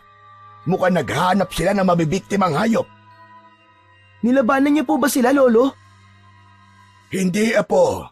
Walang dahilan para labanan at patayin ng mga aswang sa baryo na ito. Naniniwala ko na kapag nabali ng sumpa dito, ay babalik din sila sa pagiging tao. Hindi nila ginustong maging ganoon, Apo. Mga biktima rin sila ni Amparo at ng sumpa nito. Sana po magtagumpay kayo sa pagtugis at pagpatay kay Amparo para maging mapayapa na po dito sa Baryo Kalayo. Sana nga, Apo. Kailangan matapos na ang sumpa ni Amparo bago pa tuluyan lamunin ng dilim ang baryong ito. Sandaling tinignan ni Tino ang dalawa at nakita niya sa mukha ng mga ito ang napakalaking determinasyon na mailigtas ang Baryo Kalayo mula sa sumpa ni Amparo. Alam ni Tino na kapag nagtagumpay sila ay hindi lang ang mga taga roon ang makikinabang, kundi sila rin ni Lolo Pedro dahil magkakaroon na sila ng mapayapa at ligtas na lugar kung saan maaari silang magsimula ng panibago nilang buhay. Matapos ang almusal ay inilabas ni na Lolo Pedro at Arsenio ang bag na naglalaman ng mga mutyang ibinibenta noon ni na Tino at Lolo Pedro. Itinaktak ni Lolo Pedro ang laman ng bag sa sahig at isa-isa nitong kinuha ang mga mutya ng bawang na siyang ipapamahagi sa mga tao sa Baryo Kalayo. Nakita yun ni Tino at agad siyang lumapit sa dalawa. Lolo, gusto ko pong tumulong sa inyo sa pamamahagi po ng mutya ng bawang sa mga tao. Wala naman po akong gagawin dito sa bahay ni Kuya Arsenio eh. Hindi na kailangan, Apo. Manatili ka na lang dito sa bahay. Delikado pa rin ang sitwasyon. Pero Lolo, Huwag nang matigas ang ulo mo, Tino. Hindi natin alam kung kailan muling susulpot si Amparo. Mas ligtas ka kung nandito ka lang sa loob ng bahay. Napasimangot si Tino at sa sandaling yon ay bahagya na siyang nainis sa palagi na lang pagtutol ni Lolo Pedro sa gusto niyang gawin. pero gusto ko po talaga makatulong, Lolo. Hindi lang naman po kayo ang may gustong iligtas po ang baryong ito eh. Hayaan mo na siya, Lolo Pedro. Hindi naman delikado ang gagawin natin eh. Pamamahagi lang naman ito ng mutya ng bawang. Hindi, Arsenio. Dito lang si Tino. Tapos ang usapan. Labis na nalungkot si Tino. Napabuntong hininga siya habang pinagmamasdan ang mga nakahandang mutya. Maya-maya pa, bumuntong hininga si Lolo Pedro at lumapit siya kay Tino. Marahan itong tinapik ang kanyang balikat. Apo, alam kong gusto mong makatulong. Pero sa ngayon, ang pinakamainam mong gawin ay manatili na lamang rito sa bahay ni Arsenio. Huwag mong isipin na minamaliit kita sa kaya mong gawin. Ang gusto ko lang ay manatili kang ligtas hanggang sa matapos ang lahat ng ito. Hindi na nagsalita si Tino at tumango na lamang siya. Matapos ang ilang sandali, kinuha na ni na Lolo Pedro at Arsenio ang mga naipong mutya ng bawang. Ibinalot ni Arsenio ang mga mutya sa isang damit. Alis na kami. Huwag kang lalabas ng bahay, Tino. Dito ka lang. Opo, Lolo. Mag-iingat din po kayo.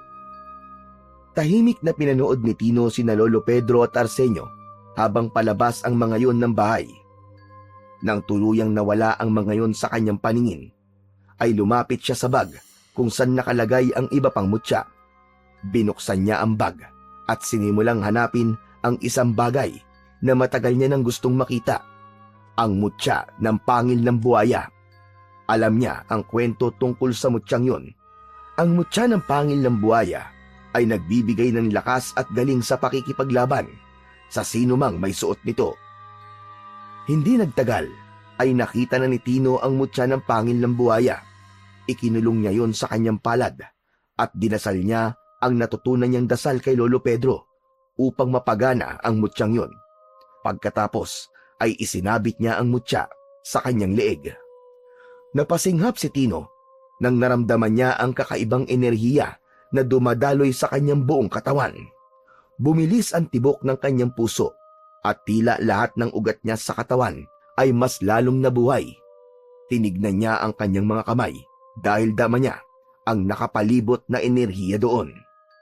Hindi napigilan ni Tino na mapangiti ng malaki dahil alam niya na tinanggap siya ng mutya ng pangil ng buhaya bilang tagapangalaga nito.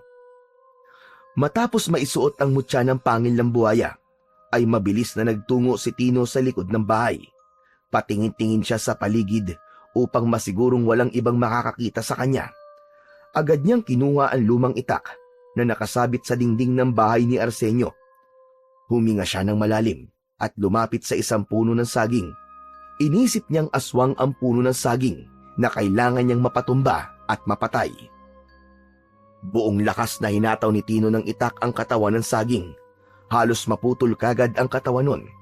Nagulat siya sa sarili niyang lakas. Hindi niya akalaing ganong kalakas ang kanyang naging atake nang dahil sa mutya ng pangil ng buhaya. Mas lalong lumakas ang loob ni Tino at inulit niya ang pagtaga sa puno ng saging. Habang tumatagal ay mas naging mabilis siya. Ngunit sa gitna ng kanyang pagsasanay ay bigla siyang nakarinig ng isang palakpak.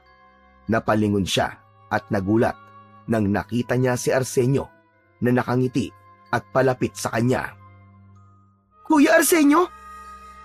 Kaya pala ang lakas ng mga atake mo. Kasi may suot ka palang mutya. Pero hindi may pagkakaila na may angking kang husay sa pakikipaglaban kahit bata ka pa. Ngayon ay naniniwala na ako na sinanay ka nga ng lolo mo. Kuya Arsenio, pakiusap. Huwag niyo po akong isusumbong kay Lolo Pedro. Magagalit po siya kapag nalaman niya po na nagsuot po ako ng isa sa mga mutya niya. Huwag ka mag-alala, iho. Wala akong balak na magsumbong sa kanya. Talaga po? Salamat po, Kuya Arsenio. Nakikita ko kasi ang sarili ko sa'yo nung bata pa ako. Katulad mo rin ako, na gusto kong makatulong pero dahil bata pa ako nun, ay walang naniniwala na kaya kong tumulong. Pero ginawa kong inspirasyon ng mga taong hindi naniniwala sa akin at pinatunayan ko sa kanila na wala sa edad para makatulong ka sa kapwa mo. Talaga po? Ibig pong sabihin, Kuya Arsenio, may pag-asa rin po ako maging tulad niyo? Pwede, pero depende pa rin yun sa'yo, Tino. Alam mo kasi, ang tunay na mandirigma ay hindi lang lakas ang puhunan. Kailangan mo ring matutong gumamit ng utak at puso sa bawat laban na kakaharapin mo. Salamat po, Kuya Arsenio. Hayaan niyo po, tatandaan ko po ang mga sinabi niyo sa akin. Pero, bakit po pala kayo bumalik? Nasaan po si Lolo Pedro? Hinihintay ako ng lolo mo sa labas. Masyado kasing mainit kaya naisip kong bumalik para kumuha ng sombrero. Sige na, ipagpatuloy mo na lang ang pagsasanay mo. Gagawa ko ng paraan para matagalan bago kami makabalik ng lolo mo. Para naman, marami kang oras sa iyong pagsasanay. Humindat muna si Arsenio kay Tino at saka ito pumasok sa loob ng bahay. Mas lalong sumigla si Tino. Masaya siya dahil sa unang pagkakataon ay may sumuporta sa kanyang kagustuhan lumaban.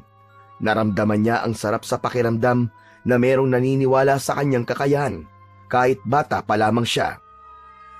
Nagpatuloy si Tino sa kanyang pagsasanay. Pinaghusay niya ang kanyang liksi at lakas gamit ang itak. Ramdam niya pa rin ang kapangyarihang dumadaloy sa kanyang katawan dahil sa suot niyang mutya ng pangil ng buhaya. Ngunit sa kalagitnaan ng kanyang pagsasanay ay narinig niya ang malakas na boses ni Arsenio. Tino! Tino, nandito na kami ng lolo Pedro mo! Nagulat si Tino. Napalingon siya sa direksyon ng boses ni Arsenio. Alam niyang sinadya nitong lakasan ang pagsasalita para bigyan siya ng babala na naroon na ito at si Lolo Pedro. Agad siyang tumigil sa pagsasanay. Mabilis niyang hinubad ang mutya at itinago sa bulsa ng kanyang short.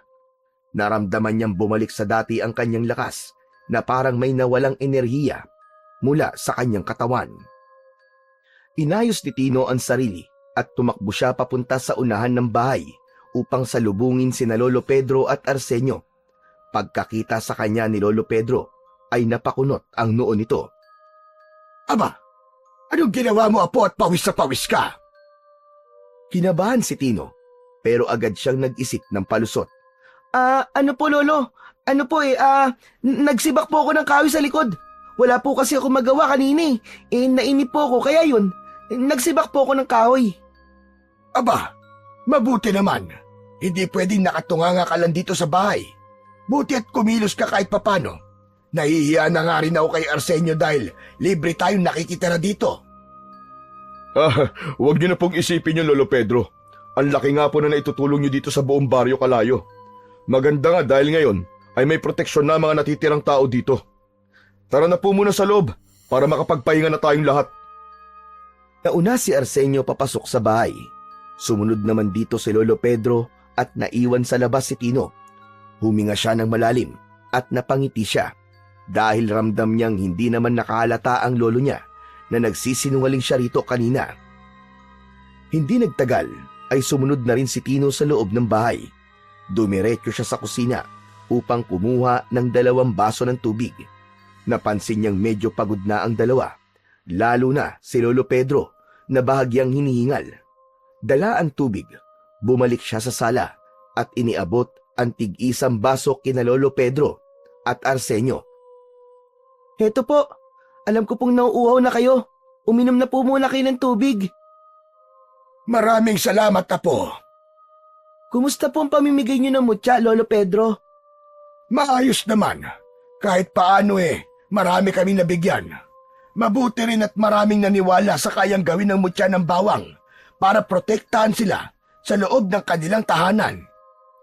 Kahit paano, nakahinga na rin ako ng maluwag. Dahil sa wakas, kahit paano may proteksyon na mga hindi pa naging aswang. Bukas naman ay ang asin ang ipamimigay natin sa mga tao. Kahit hindi nawala kay Tino ang takot, ay naisip niya na mas mabuti na may proteksyon ang mga tao laban sa mga aswang at kay Amparo. At alam niyang hindi sapat ang mutya upang ganap na mabura ang sumpa dahil kailangan pa ring mamatay ni Amparo.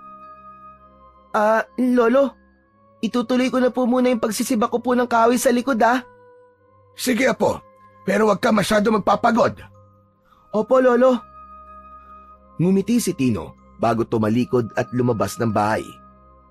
Pagdating sa likod, agad niyang dinampot ang itak na nakasandal sa isang troso. Lumapit siya sa mga nakatambak na kahoy ng panggatong at inumpisahan niyang putulin ang mga yon sa mas maliliit na piraso.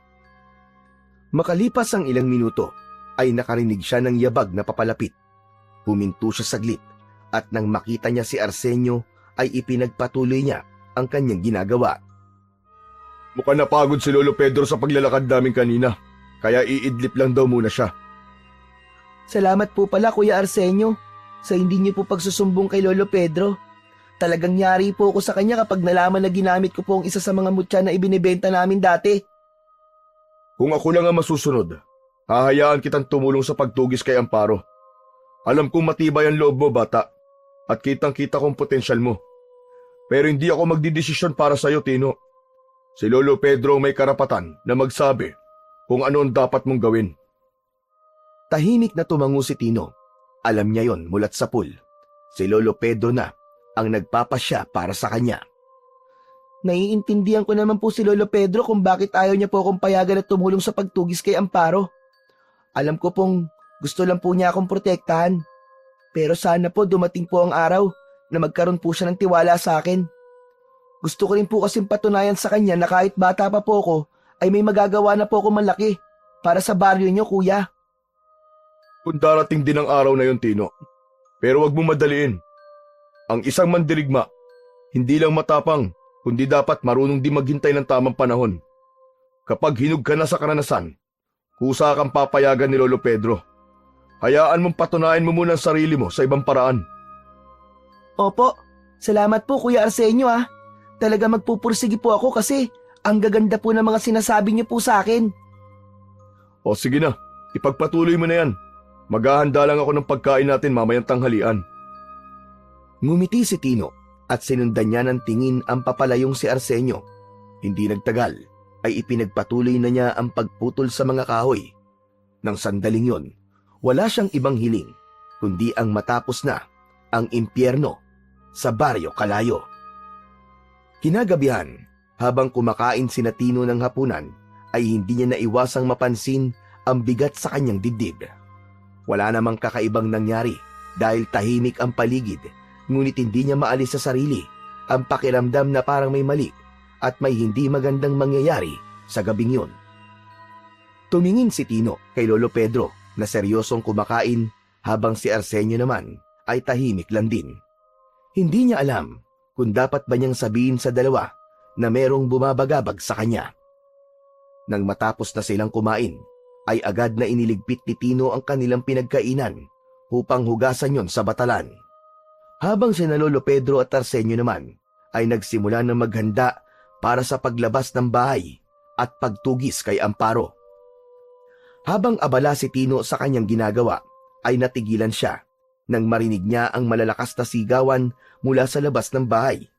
Nagkatinginan silang tatlo ni na Lolo Pedro at Arsenio. Naku po, nalintikan na. Mukhang sinasalakay ng mga aswang ang mga hindi tumanggap ng mutya ng bawang kanina. Kailangan natin tulungan ng mga taong yon. Kailangan mailagay natin sila sa ligtas na lugar bago sila mapatay ng mga aswang. Kinakabahan na lumapit si Tino sa dalawa. Naramdaman niyang pabilis ng pabilis ang tibok ng kanyang puso. Doon na nasagot ang tanong niya kanina pa kung bakit siya kinakabahan. Hanggang sa may biglang kumatok ng malakas at sunod-sunod sa pinto. Ang kinatatakutan nilang pag-atake ay nangyari na. Arsenio! Arsenio, tulungan mo ako! Parang awa mo na, Arsenio! Ayoko pa mamatay! Agad na lumapit si Arsenio sa pinto at binuksan yon. Sa labas ay isang lalaki ang nakatayo. Namumutla ito at duguan ang isang braso. Medyo madilim sa labas pero kita ni Tino ang matinding takot sa mukha ng lalaki. Macario? Huwag mo muna siyang papasukin, Arsenio. Baka isa siyang aswang. Hindi po siya aswang, Lolo Pedro. Isa siya sa mga binigyan natin ng mutya kanina. Saglit na nagsukatan ng tingin ang dalawa bago marahang tumango si Lolo Pedro. Pinapasok na ni Arsenio si Macario sa loob at itinuro ang upuan malapit sa mesa. Ano nangyari po? Umaatake po ba mga aswang? Oo, inaatake nila mga bahay na walang mutya ng bawang. Sandali.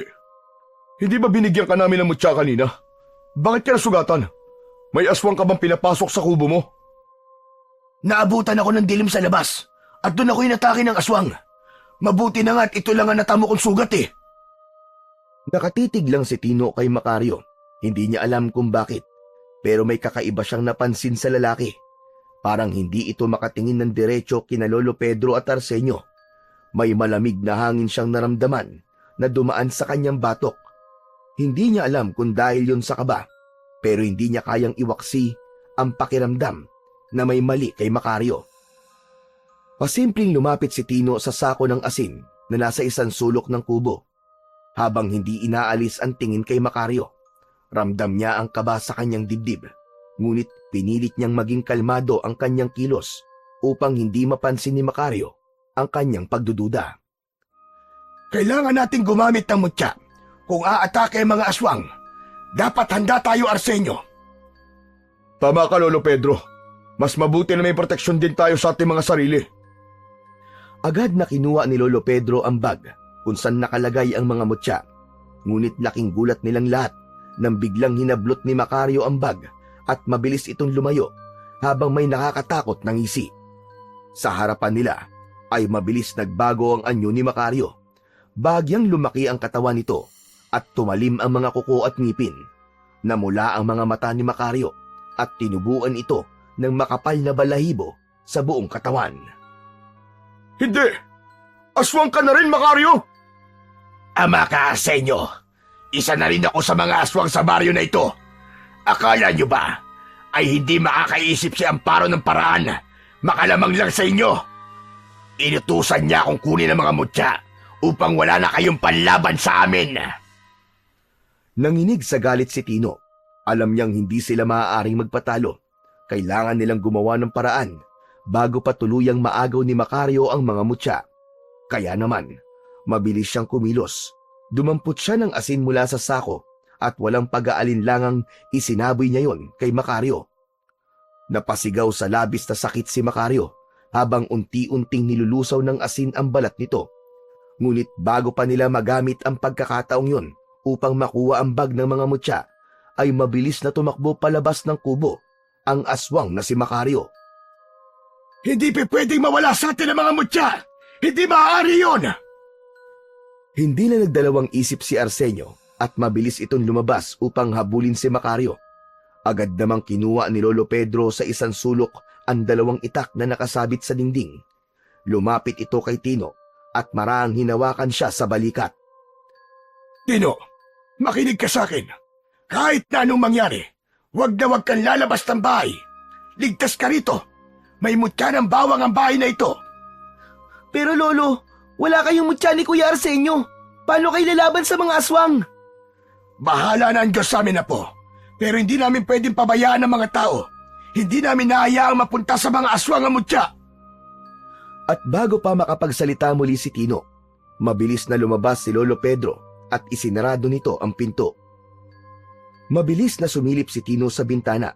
Sa ilalim ng mapusyaw na liwanag ng buwan, ay nakita niya si Lolo Pedro na inabot ang isang itak kay Arsenio. Kapwa nakaharap ang mga ito kay Amparo na nasaan yung aswang. Mahaba ang matutulis nitong kuko at ang kulubot nitong balat ay kulay abo. Nanlilisik ang namumula nitong mga mata habang may tumutulong malapit na laway sa bibig nitong may matutulis na mga pangil. Hindi na nakita pa ni Tino kung nasaan ang aswang na tumangay sa mga mutya. Sinabi ko na sa inyo noon na huwag kayong makialam. Pero sadyang matitigas ang ulo nyo. Hindi kayo matututo hanggat hindi nyo nararanasan ang tunay na kaparusahan sa mga kagaya nyong hahadlang sa akin. Kamatayan ang nararapat sa mga pipigil sa akin. Napasinghap si Tino na ikuyom niya ang kanyang mga kamao at naramdaman niya ang pagtagaktak ng malamig na pawis sa kanyang noo. Alam niyang mahihirapan sina Lolo Pedro at Arsenio na lumaban sa isang tulad ni Amparo dahil walang tangan na mutya ang mga ito. Hanggang sa nakita ni Tino ang mabibilis na pagkilos ni Amparo. Sa isang iglap, bigla itong sumugod kina Lolo Pedro at Arsenio. Napalunok si Tino nang makita niyang lumutang ito ng bahagya sa ere bago bumagsak sa lupa nang walang ingay. Sa bilis ng galaw ni Amparo ay nakalapit ito kay Arsenio. Mabuti na lamang at agad na nakailag si Arsenio sa mga kuko ng mangkukulam na aswang. Ngunit hindi nito inasahan ang sunod na kilos ni Amparo. Mula sa gilid ni Arsenio ay bumaon ang mga kuko ni Amparo na nag-iwan ng malalim na sugat. Napaatras si Arsenio habang mahigpit na hawak ang sugatang braso. Mahina! Napakahina nyo! Mabilis namang sumugod si Lolo Pedro habang hawak ang itak. Nagawa nitong mataga sa balikat si Amparo, ngunit labis na nagimbal si Tino nang hindi man lang nasugatan o nagalusan si Amparo sa pag-ataking yon ni Lolo Pedro. Nakangisi ang aswang habang dahan-dahang humarap kay Lolo Pedro. Walang silbi ang mga itak nyo sa akin. Akala nyo ba ay kayo lang ang may alam na orasyon? Baka nakakalimutan nyo na bukod sa pagiging aswang, ay isa rin akong mangkukulam. At bago pa makagalaw si Lolo Pedro, ay mabilis itong sinunggaban ni Amparo at kinagat nito si Lolo Pedro sa balikat. Matapos yun, ay malakas na ibinilibag ng aswang ang lolo ni Tino sa lupa. Napakapit sa Lolo Pedro sa balikat nito. Bakas sa mukha nito ang labis na sakit. Muli namang sumugod si Arsenio. Tinaga nito sa balikat si Amparo. Pero gaya ng nangyari kanina, ay hindi bumaon ang talim ng itak sa katawan nito. Ngumisi si Amparo at hinawakan nito sa leeg si Arsenio at walang kahirap-hirap na itinaas ito. Wala kayong laban sa akin. Sisiguraduhin kong mamamatay kayo ngayong gabi! Sinubukan ni Arsenio na alisin ng kamay ni Amparo sa leeg nito, pero unti-unti nang nawawala ang lakas nito. Sa loob ng bahay ay patuloy na nanonood si Tino sa nangyayari sa labas. Hindi pwedeng nandito lang ako. Kailangan may gawin ako. Kailangan ko silang tulungan. Hanggang sa biglang may sumagi sa kanyang isipan, ang mutya ng pangil ng buhaya. Mabilis niyang hinugot mula sa kanyang bulsa ang mutya at tinitigan niya yon ng matiim. Ito lang ang natitirang pag-asa namin. Ito na lang ang mutyang meron kami. Hindi nagdalawang isip si Tino. Isinuot niya ang mutya sa kanyang leeg. Sa sandaling yon ay bigla niyang naramdaman ang kakaibang enerhiya na bumalot sa kanyang katawan. Parang may apoy na bumangon mula sa kanyang mga laman at pinupuno siya ng hindi maipaliwanag na lakas. Sa labas, hawak pa rin ni Amparo si Arsenio sa leeg. Hindi na kinaya ng lalaki at nabitiwan na niya ang itak. Doon na malakas na ibinalibag ni Amparo si Arsenio sa lupa. Si Lolo Pedro naman ay pilit bumabangon kahit hirap na hirap sa paghinga. Nang makita yun ni Tino, ay mas lalong nag-alab ang kagustuhan niyang tulungan ang dalawa. Kitang-kita niya kung paano pinaglalaruan ni Amparo sina Lolo Pedro at Arsenio. Sa kabila ng kanilang mga sugat, ay patuloy na lumalaban ng mga ito gamit ang kanilang natitirang lakas. Ngunit malinaw na walang kalaban-laban ang dalawa sa lakas at bilis ng aswang. Pilit na iniwasan ni Arsenio ang pag-atake ni Amparo. Sinubukan itong salagin ang matutulis na kuko ng aswang, ngunit wala talaga itong laban. Hindi makagalaw si Tino sa kinatatayuan niya. Ramdam niya ang takot, ngunit mas matindi ang pangamba niya sa maaaring mangyari kung hindi siya kikilos. Hindi pwedeng mamatay sina Lolo Pedro at Arsenio sa kamay ng aswang. Hindi pwedeng magtagumpay ang mangkukulam na aswang na si Amparo. Sa naisip na yun ni Tino, ay isang matinding determinasyon ang bumalot sa kanya. Naglakad siya palapit sa pinto at binuksan niya yon. Walang pagdadalawang isip na lumabas siya. Mabilis niyang kinuha ang mga itak na nahulog ni na Lolo Pedro at Arsenio. Napalingon sa kanya si Lolo Arsenio na halatang gulat at nag-aalala. Tino! Bumalik ka sa loob ng bahay! Bilisan mo! Bumalik ka sa loob! Lolo, huwag po kayo mag-alala. Nasa akin po ang mutya ng pangil ng buhaya. Napatingin si Amparo kay Tino at napangiti ito. Tila naaliw ito sa ideya ng isang bata ang lalaban sa kanya. Isa ka pang mangmang na gustong mamatay! Nang sumugod si Amparo kay Tino, ay mabilis niyang naiwasan ang pag-atake nito. Hindi tulad ni na Lolo Pedro at Arsenio, ay kayang sabayan ni Tino ang bilis ng aswang. Napansin yun ni Amparo at nagtaka ito kung paano nangyari yun. Sa isang mabilis na paggalaw, inundayan niya ng isang malakas na taga si Amparo sa balikat. Napaatras ang aswang at napakapit sa sugat nito. Alam ni Tino na nagawa niyang masugatan si Amparo dahil sa tulong ng mutya na tangan niya. Nagsalubong ang kanilang mga mata at hindi na nagsayang ng oras pa si Tino. Muli siyang sumugod kay Amparo. Sinubukan ni Amparo na depensahan ang kanyang sarili, ngunit hindi na nito natapatan ang bilis at lakas ni Tino. Sunod-sunod ang mga sugat na lumitaw sa katawan ng aswang mula sa dalawang itak ni Tino. Nang bahagyang makalayo si Amparo, ay malakas itong sumigaw. Hindi! Hindi mo ako matatalo! Isa ka lamang bata! Tapos na ang sumpa mo, Amparo. Itong tinatawag mong bata ang tatapos sa'yo at sa sumpa mo. Sa huling pagkakataon, sinubukan pang sumugod ni Amparo. Sinalubong ni Tino si Amparo at matagumpay niyang naibaon ng sabay ang dalawang itak sa leeg ni Amparo. Nang hugutin niya ang mga itak, ay bumagsak si Amparo sa lupa. Bumulwak ang dugo sa bibig ni Amparo hanggang sa tuluyan na itong binawian ng buhay. Habang nakatayo si Tino sa tabi ng bangkay ni Amparo, ay ramdam niya ang bigat ng pagod sa kanyang katawan. Mula sa kanyang unahan ay nakita niya si Lolo Pedro na palapit sa kanya.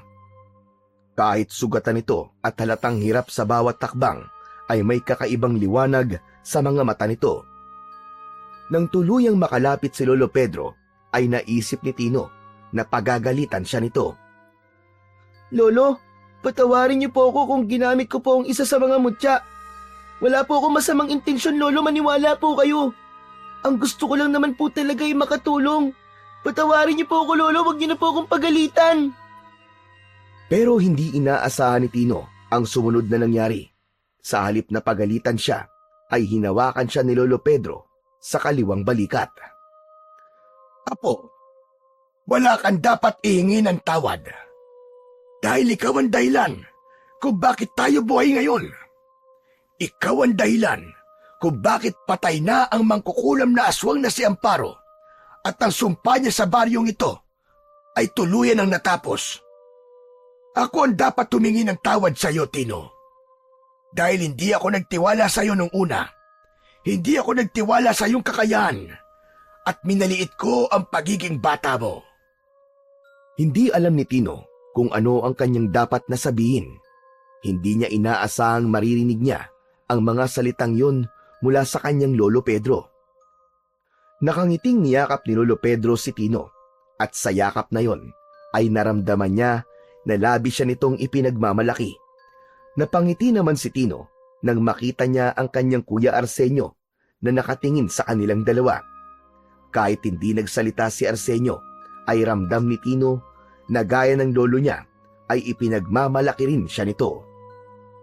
Sa pagkamatay ni Amparo, ay tuluyan ang nawala ang sumpang bumabalot sa Baryo Kalayo. Ang mga taong naging aswang ay bumalik na uli sa pagiging normal na tao. Ang takot na matagal nang bumalot sa lugar ay unti-unting napalitan ng pag-asa at bagong simula. Samantala, sina Tino at Lolo Pedro naman ay nanatiling nakatira sa bahay ni Arsenio, habang ang mga mutyang ninakaw ni Macario ay nabawi nila. Maraming tao ang nagpasalamat sa kanila, lalo na sa batang si Tino, na hinangaan ng buong baryo dahil sa kanyang tapang. Sa kabila ng murang edad, napatunayan ni Tino na hindi nasusukat sa edad ang pagtulong sa nakararami, at sa maliit na baryo na yon ay muling nagsimula ang panibagong buhay ni Tino at Lolo Pedro, kasama ang bago nilang pamilya na si Arsenio.